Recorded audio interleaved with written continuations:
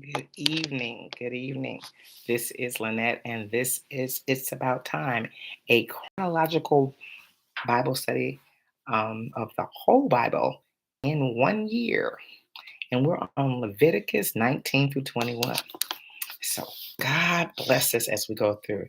And I pray that He anoints the reading and the hearing and blesses the reading and the hearing of this word as I go through it. All right. Bless you for coming and joining us.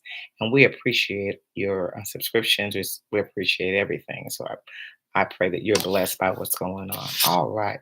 The Lord said to Moses, speak to the entire assembly of Israel and say to them, be holy because I, the Lord your God, am holy.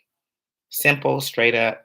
But what does holiness look like? What does holiness look like to a group that has been riding alongside or walking alongside the Canaanites and the um, see, well, not they haven't got to the Canaanites yet, right? They've got to the Egyptians all this time. What does that look like? So, what is that? We got to figure it out. So let's talk about that. How about that? It says, "Be holy, because I, the Lord your God, am holy. Each of you must respect your mother and your father, and you must observe my Sabbath." He's going over the so you must respect your mother and your father. So no, all that talking back, all that not um reverencing them, not wanting to do what they say, and all this other stuff. You can't do that. And you must observe your Sabbath. You must make sure that you take time to rest. You must do that. That's what is going on. Good evening. All right. Yes.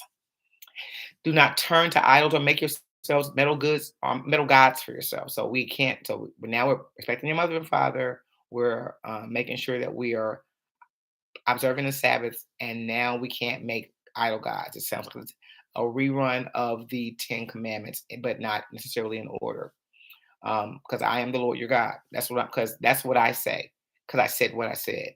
When you sacrifice a fellowship offering to the Lord, sacrifice it in such a way that will be acceptable, and on your behalf. So they'll be acceptable. So we have to make sure that the way you do it, it's not just what you do, it's the way you do it. It shall be eaten on the day you sacrifice it or on the next day. Anything left over until the third day must be burned up. So you cannot have leftovers. You have to eat it by the next day. And anything that's not eaten after that, you must burn up. So those are the rules. I don't want leftover stuff. I don't want anything that's molded. I don't want anything that after a while it starts to smell. I'm sacrificing some, whether it be fruit or vegetables, or I'm sacrificing animals. They start to smell after a certain time. When you buy a chicken or whatever it is from the grocery store, and they put that date on there. Well, they didn't have a date, but God put a date. On the third day, it had to be burned up. We not don't that's what we're not going to do. You're giving me a fresh offering. I want your fresh kill. Whatever it is you're doing, I want it fresh. He gives you new mercies every morning. He gave them manna every day, and quail every day. He didn't give them day old quail or 2 days old quail. Only time that he required, told them he wasn't going to do that. They gathered enough from the 6th day so they'd be ready on the Sabbath, and they wouldn't have to gather anymore, and they wouldn't be profaning that day by working on it. Other than that, he was, Johnny on the spot with things being fresh, fresh, fresh for them, and he wants a fresh offering from us. Don't don't give God your leftovers. If you're going to be tithing, oh my God, well, I don't have enough. Here's, I bought all my own other stuff. God's not first. God wants to be first. It's really important. I'm still moving on. He says, let me see, whoever eats it, oh my God. He said, anything that's done on the third day, whoever eats it will be held responsible because they have desecrated what is holy to the Lord, and they must be cut off from their people. If you didn't do what you were supposed to do, you're going to be cut off from your people. He didn't say it's going to kill you in this instance, but if you couldn't do it right, you were cut off. You were cut off. When you reap the harvest of your land, do not reap to the very edges of your field and gather the gleanings of your harvest. So do not go over your vineyard a second time to pick up the grapes that have fallen. So that means, like with Ruth, if you guys remember that whole little situation, Ruth was able to glean from um, what Boaz had in his field. She was able to do that. How was she able to do that? Because he left things over. That was God's own um, perfect public assistance plan. He was making sure that they had stuff for the poor, and so the way they provided for the poor was not gleaning to the edges of their thing. They were able to go in there and get that food. The people that didn't have vineyards, didn't have fields, and they were able to go. And the people that were lepers or whatever, that had to come out at night and have anybody to feed them, they were able to come out and get from those things. And they didn't have money. The widows were able to take care and get those things. The orphans were able to go to the edges and get the fallen fruit or whatever else that was left on the edges.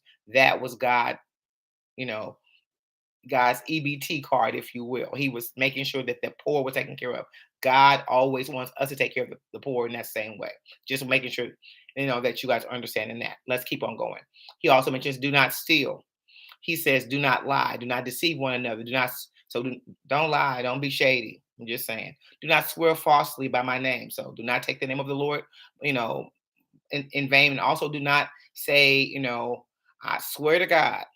Remember, that was the saying back in the 70s and the 80s. I swear to God. Please stop swearing to God. That's not what he wants. And so profane the name of your God. So what it says, I am the Lord. He lets you know I am the Lord. Stop doing that. Don't put some respect on my name.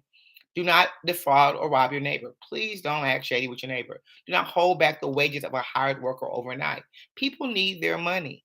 You hired them. They're waiting on their day's wages. Do not hold it. God was specific because people were being shady, and he knew how they felt being slaves in Israel. But he had to let them know because they had been seeing this all this time. So he had to be very specific. He couldn't rely on their consciences to be their guides. Let lead, follow your heart. Mm, no, let's not. Okay, let's not follow our hearts. Well, because our heart is exceedingly wicked. What man can know it? It's really important that we just follow his statutes, follow his laws, because God is perfect. His law is perfect, and his precepts are perfect.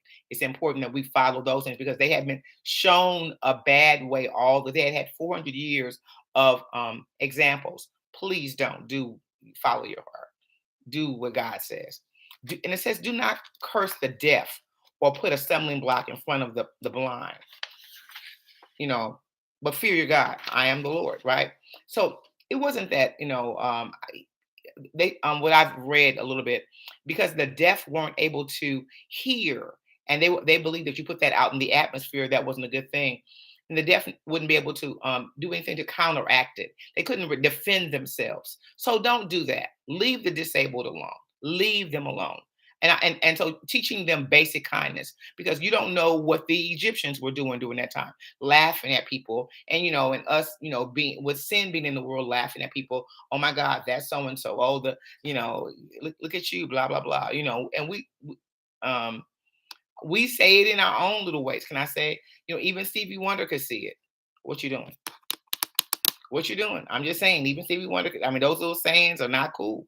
We gotta watch our mouths. But because he couldn't, he really couldn't see it. And we understand that the person you're saying, that person is really, that it's that obvious, but that's not the analogy to use. But anyway, so I'm just throwing out there. This is a law that corrected bad theology. It was common then, for people to think that if someone had a physical disability, that person was specially cursed by God. They thought it had to do with some special or specific sin from that person or their ancestors. And they thought if God had so cursed them, that they could also curse them. That was something that was a theology that they had. And with this command, God corrected that bad thinking. He corrected it. So because somebody's blind doesn't mean they're cursed. Because somebody is lame, or somebody can't hear, somebody can't is a mute, it doesn't mean that God's cursed them. God wants to make sure that God put this in there so you wouldn't, he knows that he let everybody know that he wasn't about that life. That's not what God's about. Okay, I'm still going. Do not pervert justice. Do not, and so, don't show a difference between a partiality between the poor and the rich. Because somebody's rich, they shouldn't get preferential treatment, and just the opposite. That whole Robin Hood mentality. Stole from the rich and robbed the rich and gave to the poor. No, that's a whole no up in these streets. That's a no. So we're not doing. Robin Hood wasn't a good man. He was a robber, robbing. I'm saying robbing. I know it's Robin, but he was Robin too. It's wrong. Just all of this. So just let's throw that out there. Robin Hood was not a good man. He was not. That's why he was sought after. People were looking for him because he was, you know, he was the king of the crooks. So that's not a. But I mean, he called himself doing a good deed, or so they say. But he still robbed people, and they work for those monies, and that's not okay. All right. Do not go about spreading slander among your people. Stop spilling the tea. Put that tea some down. Drink some coffee. Let go of the tea. Do not go about spreading slander among your people. Do not do anything that endangers your neighbor's life. Slander does that. You know, whatever, setting the neighbor up, whatever it is, do not do anything that endangers your neighbor's life. Stop doing that. I am the Lord. Do not hate a fellow Israelite in your heart. Don't hate anybody. No hate. God was saying right straight up, stop all the hateration. Remember Mary J. Blige, you know, you know, ain't no hateration. Remember that song? Never mind.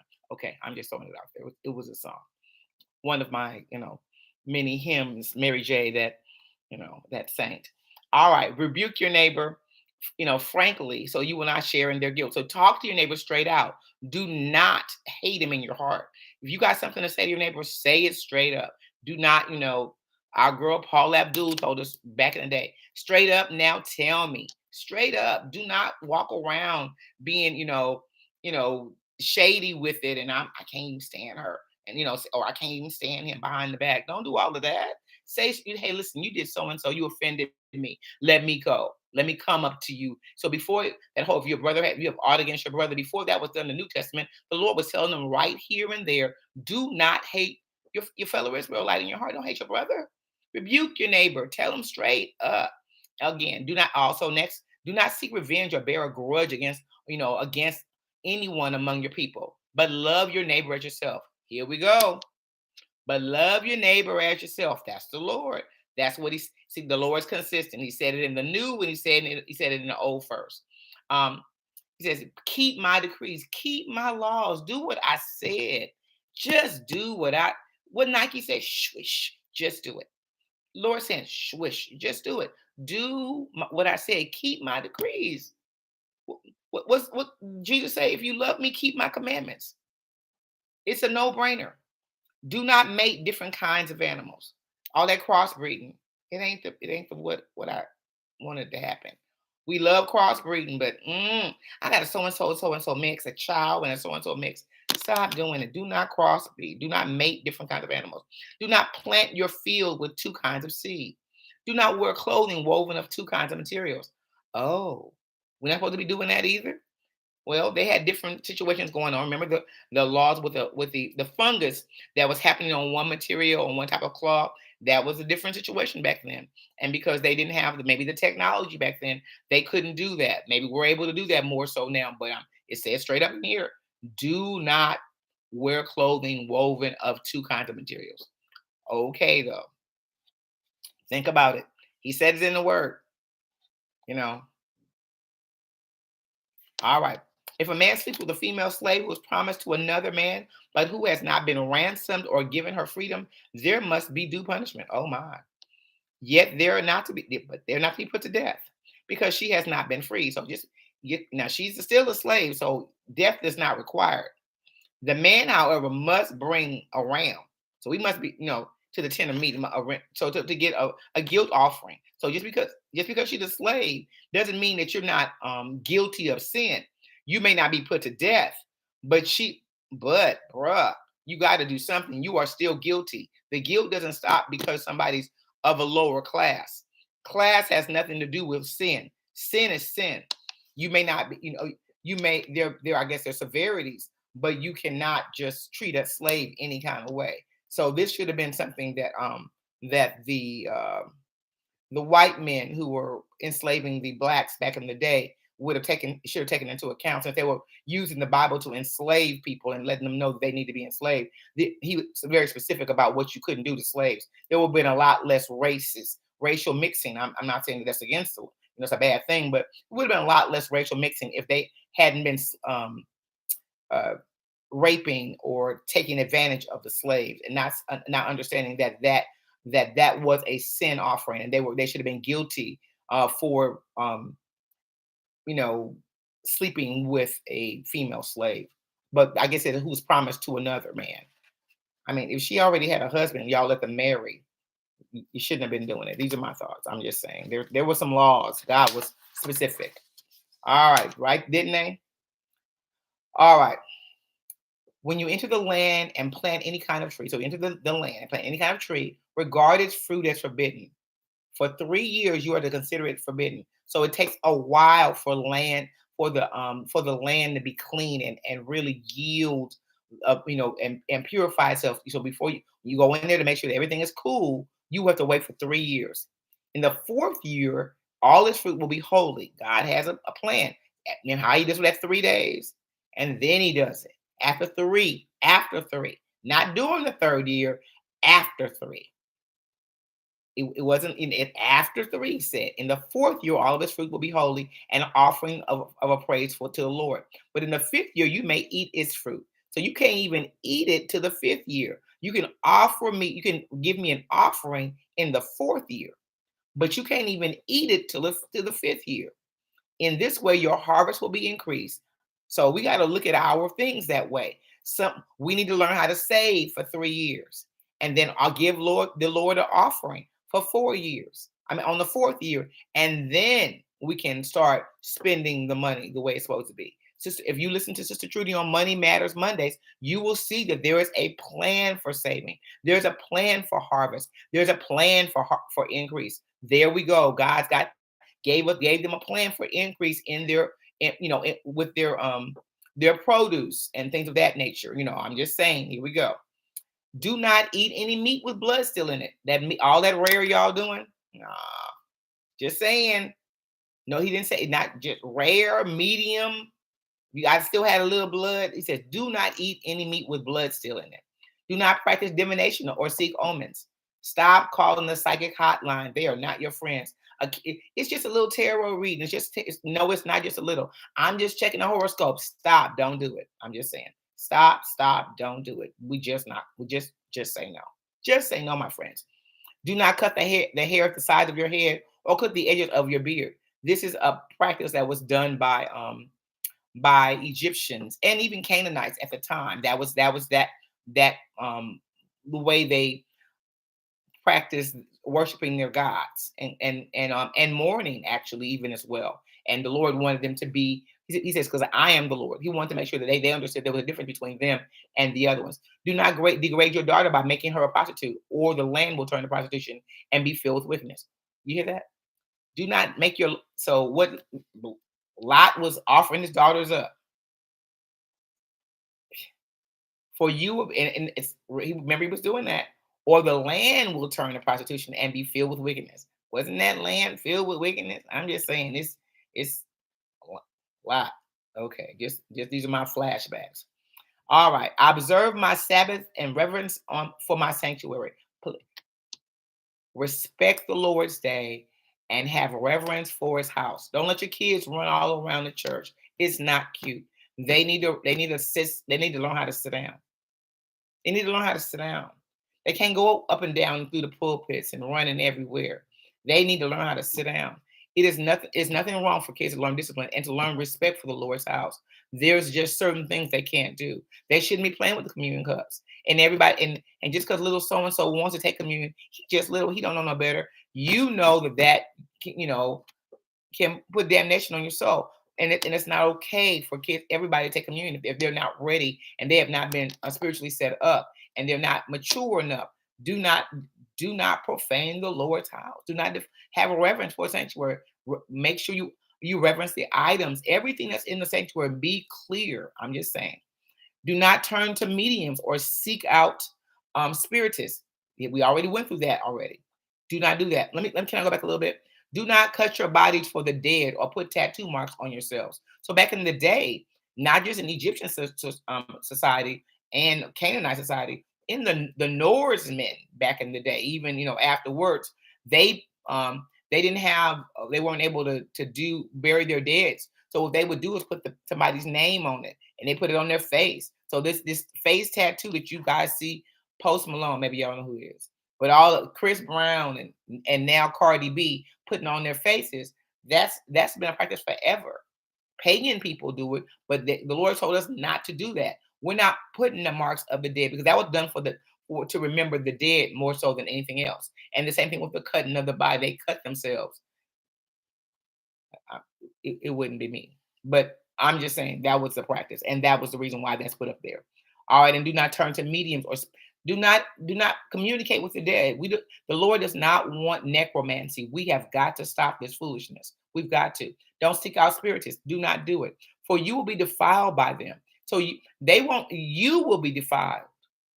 I have a relatives that her husband passed away, and she was so mournful, and she was in mourning for years, and she saw the spiritist, and and she was calling the psychic hotline often because she just wanted to talk to him and ask him why he left her and how he was feeling and telling her she missed him, and she got there was a spirit that entered her house that she could not get out. And people came and prayed for her, and it was not moving because she had opened up a portal by doing something that God said do not do. You can't straddle the fence with the Christianity. God's rules are God's rules. Now, there are some things we cannot do anymore. We cannot sacrifice animals, though that's not something that we are even because the Bible tells you to obey the laws of the land, and we're to obey our masters, and our masters are these the governors and the mayors and the presidents and and those people. So that's not allowed in our society. We're supposed to render unto Caesar what is Caesar's. So we're supposed to obey the laws and whatnot, of this land. So we can't do that. But the rest of this stuff we pretty much can still do. We still circumcising people. I'm just saying. When we still doing it. Maybe not with the knife the way they were doing it. We're doing it surgically, but we're still doing some stuff. You can't pick and choose what to do. I'm just saying. Some things we cannot do. Like I said, we're not gonna be killing the fat. We're not gonna get the calf, and we're not gonna, put the peace offering, the heave offering, and all these other things. We're not doing all of that, but there's some things we have to be able. We have to say, I can still do this, and there's nothing wrong with God's laws. And you see that there's some Jews that are keeping the laws to the letter. They're still doing it. I mean, they're not, those Orthodox Jews are not playing games with it. They are doing the thing. Down to the beards and the locks on the side, their sideburns. They're doing their thing. Wearing those yarmulkes, not playing. They're not, they're doing their thing. So it can be done if we so choose. Christianity, just like with uh Judaism, is a choice. God didn't force anybody to do anything, but He let you know what the consequences were if you weren't going to do it. That just bottom line. All right. Stand up in the presence of the aged. Show respect for the elderly and revere your God. You must respect the old people. We don't do that. Our kids don't do that as much as they used to. We used to stand up on the buses or give them a seat. We don't do that as much. She better get her own seat. He better get his own seat. Let's teach our children that. Teach the young people we have purview over that. When a foreigner resides among you in your land, do not mistreat them. Don't mistreat them. Oh, I can't believe, how we do. America is famous for that, treating the foreigner incorrectly, calling them bad names, not wanting them around, the signs, different laws, Jim Crow, it's all of that. Not good. Just throwing it out there. We should not be doing that. For the foreigner residing, you must be treated as your native born. Love them as yourself, for you were foreigners in Egypt. We all been foreigners at some time or another. Do not use dishonest standards when measuring length, weight, or quantity. Don't play with the scales. Don't play with them. It's just wrong. Let's not defraud anybody. So he went from being general to being specific. Do not use dishonest standards when measuring stuff. Use honest scales and honest weights and honest ephah, right? And an honest hin, and so he's really clear about the things that you should be using. Now, what's an ephah? An ephah was a dry measure having the capacity of about 22 liters. And then there's the hin, which is a liquid measure having the capacity of about 1 gallon. So that's what those things are. Moving on to chapter 20. I'm still moving. I know I've got some time, but I'm still trying to rush through. The Lord said to Moses, Say to the Israelites, any Israelite or any foreigner, right? Take your finger off of it. Stop playing up here in these streets. I'm just saying. Any Israelite or any foreigner residing in Israel who sacrifices any of his children to Molech is to be put to death, or Molech. The member of the community, of the members of the community are stoning. We're not stoning nobody now. So that's a law we can't be practicing because the law of the land is not going to allow us to stone anybody. Although they still lynching people in 2023.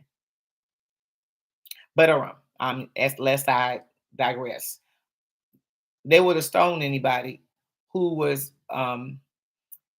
worshiping Moloch. It wasn't happening. Moloch is thought to be a Hebrew interpretation of the word king, right? It is interpreted as the personified ruler, you know, or of shameful sacrifice. So the kids were sacrificed, through this god Moloch, right? Um, what they did, they had a statue that had arms out. It was a steel, a brass or whatever statue, a metal statue, and they had arms outstretched like this, and they would put the baby in the middle of the arm, I mean, of the arms that were outstretched, and then they would set it on fire. And this was supposed to be bring prosperity to the person and to the family and to the children. I'm gonna burn my baby up that it took me 10 months to get here so I can have prosperity for I guess that's the whole, gotta take one for the team. This baby doesn't get a choice. Taking one for the team was on a whole nother level with the Lord was like, none of that's happening. I didn't have you all for you to sacrifice them. You see, he didn't allow that to happen. He had a ram in the bush for Abram. He wasn't that's not how he was rolling for Abraham, excuse me. He says, if this happens, I will set my face against him and will cut him off from his people. For by sacrificing his children to Moloch, he has defiled my sanctuary and profaned my holy name. So you can't be doing the same. You can't bring that same offering, the same way you worship from your back in the day when you were just doing, that unholy dance. So when you're doing your holy dance in church and you're, excited about it, whatever, you shouldn't be breaking it on down. It should be different from the way it was back in the day. So there shouldn't be any, yeah, that it shouldn't be happening. I'm just saying our worship shouldn't be different. I mean, it shouldn't be the same. We should be following God's laws. He's really clear on what he wants, and sacrificing children is not what he wants. He's not going to say do not murder, do not kill, or whatever, if and then tell you to go on and put the baby up there. It's inconsistent. God's a lot of things. Inconsistent is not one of them. He is clear. I don't know any God that's more faithful, more specific, and more consistent. That's what we love about the Lord. All right. He says, I will set my face against him and his family and will cut them off from their people together with all those who follow him in prostituting themselves to Moloch. All right. That's what he's going to do. And because he already wanted them stone, he's going to stone the whole family. He's just done.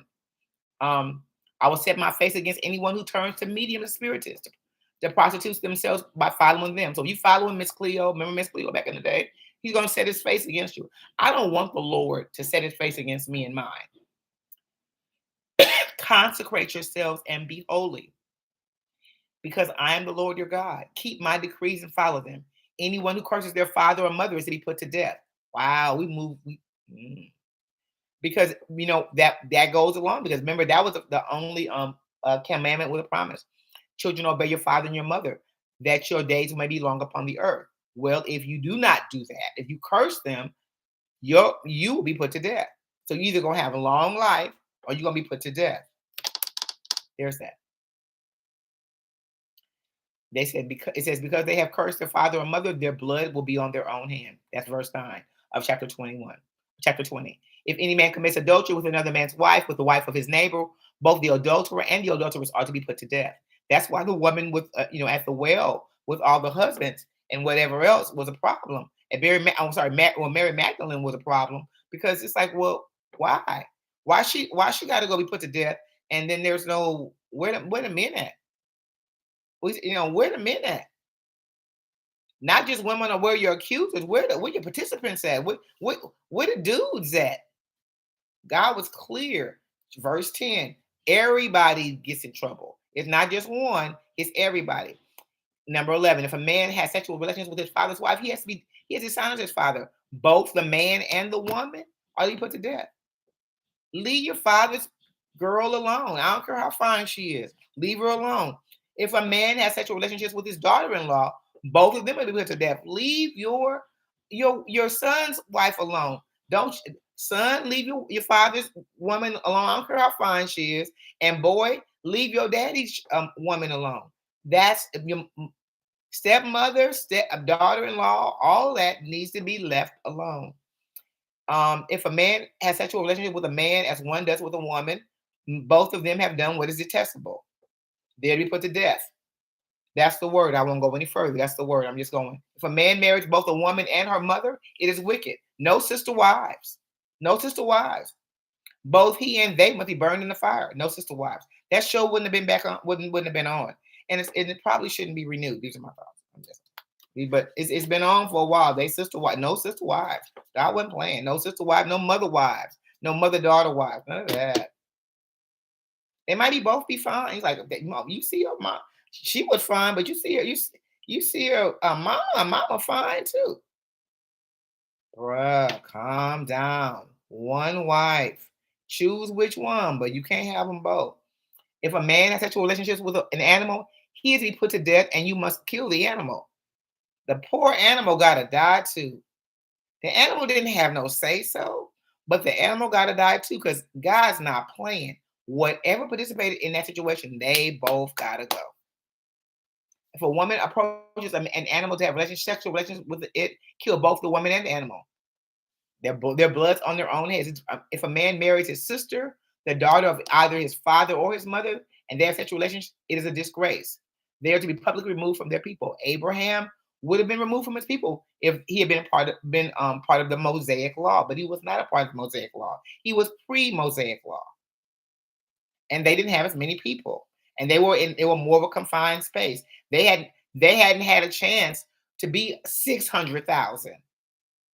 It wasn't like that then. It was him and his family, and that's what they were in their little place, and then he moved on. So it wasn't a lot of people during that time. People get all freaked out behind that. Who else they gonna marry? God's not being inconsistent, but once they grew in number and we could spread that bad boy out, then let's spread it out. Don't say, oh, the Bible's inconsistent. It is not. It is not. But some things are just reasonable. Let's just be clear. I'm just saying. If it ain't but 10 people, who we gonna marry? I want you to think about that. It ain't but 10 of them. And the father had a couple of wives. It was the father's daughter. And even though they both had the same blood in them, who was he gonna marry? Was he gonna wait for who? For more people to be born? I just want you to think about that. And if we believe the Bible from the beginning, who did Cain and Abel had to get somebody? I mean, how many more? I'm just throwing it out there. It took a while for the earth to populate. Please, don't. I'm just throwing it out there. Please, it took a while. All right, I'm still going. But they didn't kill them. It said they're to be publicly removed from their people. So they just was ostracized. God didn't kill them because why didn't he kill them? Because it had already happened back in the day. And can I say this? Weren't Sarah and Abraham removed from their people? Weren't they? He took them to another land, didn't he? So wasn't he consistent? Just saying. Think about it. Tell me in the comments. But didn't he? He did exactly what he didn't break his own law. Come on now. That's my God. If a man has sexual relationships with a woman during her monthly period, he has exposed the source of her flow, and she has also uncovered it. Both of them to be cut off from the people. You can't do that thing that you couldn't do it that thing during that time. You just couldn't do it. It just wasn't allowed.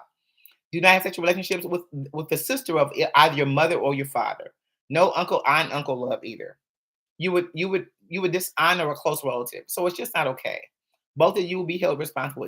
It says if a man has sexual relationships with his aunt, he has dishonored his uncle. They will be held responsible. They will die childless. So you won't have any kids.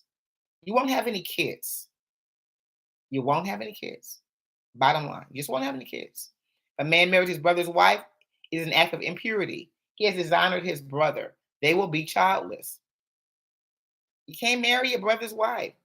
But it didn't say anything about it being a widow. It's different when it's a widow because somebody has to be her redeemer. Remember that kinsman redeemer?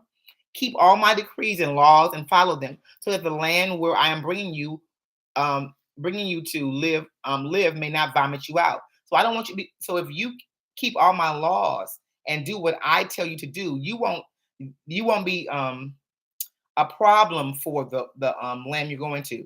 You must not live according to the customs of the nations I'm going to drive out before you. So letting them know that's the reason why Lot was a problem. He became like his neighbors. He became like the people he was living amongst. They didn't respect him because he was not living differently. Not really. He knew what was right, but he was still living like, he was still doing some stuff. He had started assuming the culture. And it says before going on, because they did all these things, I abhorred them. So that whole when in Rome, do like the Romans do, that does not apply for God. Stop trying to act like the world, stop adopting the ways of the culture. You are set apart from it. Verse 24, but I said to you, you will possess their land. I will give it to you as an inheritance, a land flowing with milk and honey. I am the Lord your God who has set you apart from the nations. So you must make a distinction between the clean and the unclean.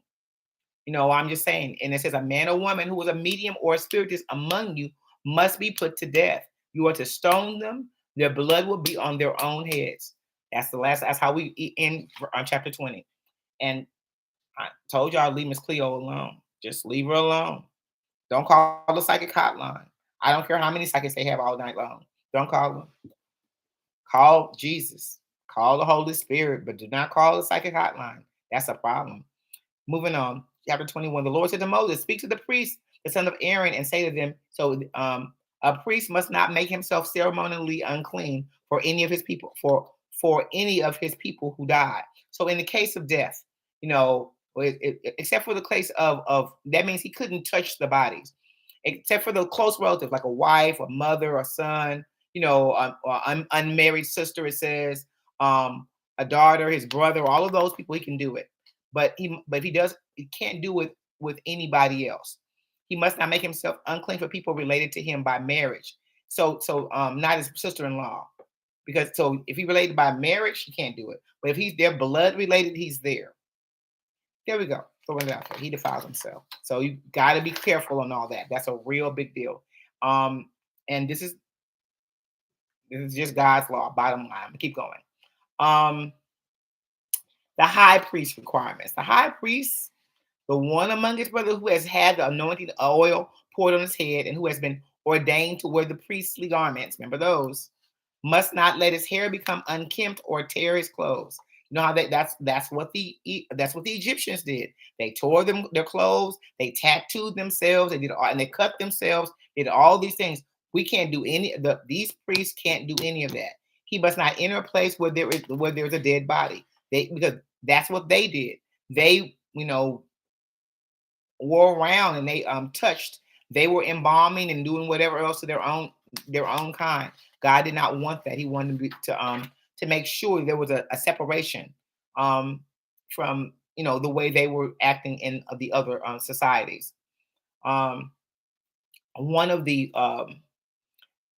what do you call that? Excuse me. One of the commentaries that I read, it says, in contrast to most of the pagan religion systems of Israel's neighbors, the priests did not prepare dead bodies for burial. Holiness gives life. God did not want his holy priests to be too closely associated with death.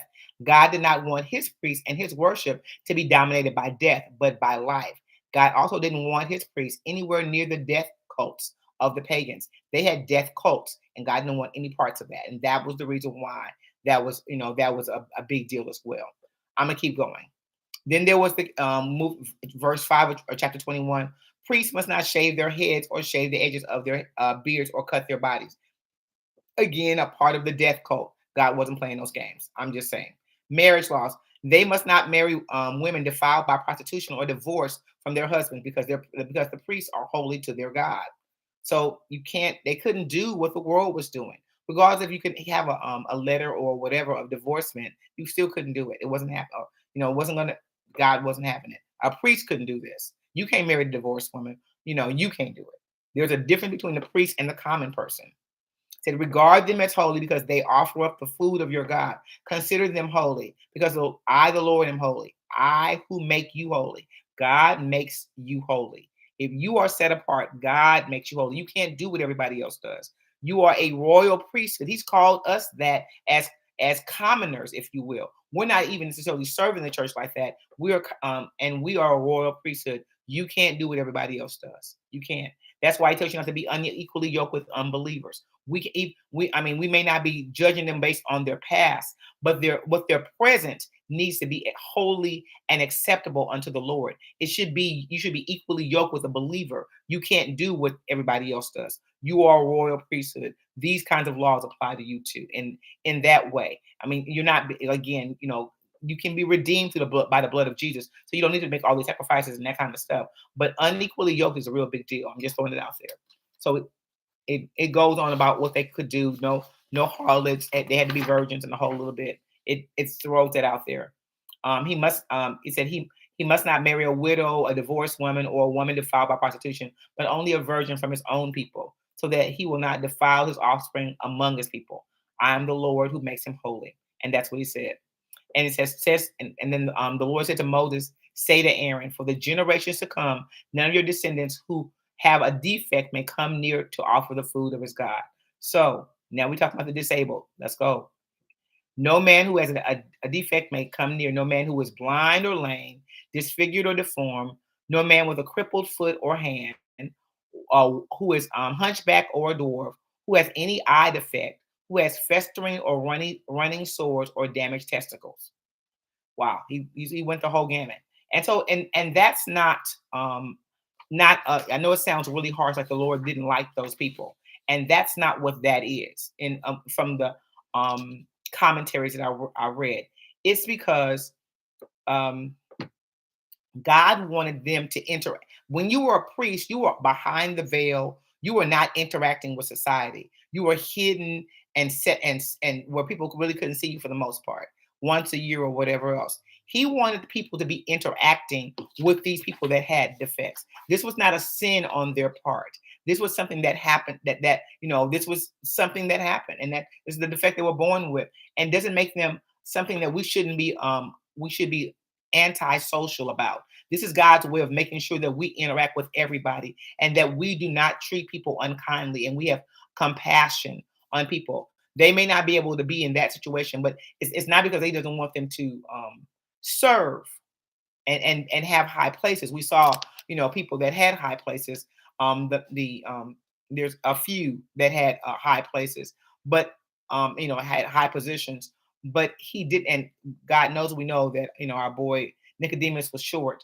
But he wants people to identify and to interact, so we know how to love everybody. And if you're a priest, you're not interacting with everybody. You're so set apart and you're so far removed, and that's not okay all the time. And that's good for God's purpose, but for the purposes of us loving people, it's really important that we learn how to do that. So throwing that out there, I'm going to let you go now. It has been my utmost pleasure teaching you this evening and presenting the word. I pray that you got something from it. We learned compassion. We learned that God is not inconsistent. We learned that there are not only their dietary laws, there are laws for the people, and He's consistent with those things. He does this for our good, not for our displeasure. And He's teaching us how to love one another all the way through. And He wants us set apart. What's bad about that? He wants us set apart. I love that. Thank you, God. Have a great rest of your day. I pray that you got something, like I said.